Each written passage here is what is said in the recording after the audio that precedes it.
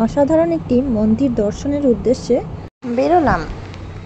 বহরমপুর থেকে প্রায় 20 কিলোমিটার দূরে অবস্থিত একটি মন্দির, এটি শ্যাম মন্দির নামে পরিচিত। এই মন্দিরটি স্টেশন থেকে মানে বেলডাঙ্গা স্টেশন থেকে মাত্র 400 থেকে 500 মিটার দূরেই অবস্থিত এই মন্দির। খুব সুন্দর মন্দির। মন্দিরটি স্থানীয় মারোয়ারি দ্বারা তৈরি করা হয়েছিল তাদের পূজা ও অর্চনার জন্য।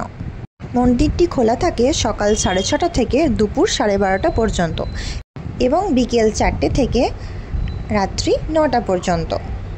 আপনারা চাইলে এই টাইমের মধ্যে এসে মন্দির দর্শন করে যেতে পারেন আর আমাদের এই শ্যামজিকে দর্শন করতে পারেন।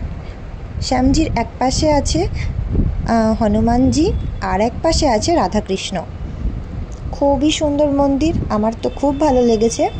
আপনারাও আসুন এবং দর্শন করে যান। ও হ্যাঁ, মন্দিরটি একবার পরিক্রমা করতে একদম ভুলবেন না। এটা হচ্ছে মন্দিরের গর্ভগৃহ। তো আপনারাও চলে আসুন আর ঠাকুর দর্শন করে যান। সত্যি মন্দিরটা ভীষণ সুন্দর। ভিডিওটি ভালো লাগলে লাইক, কমেন্ট, শেয়ার করে দেবেন। Thank you for watching.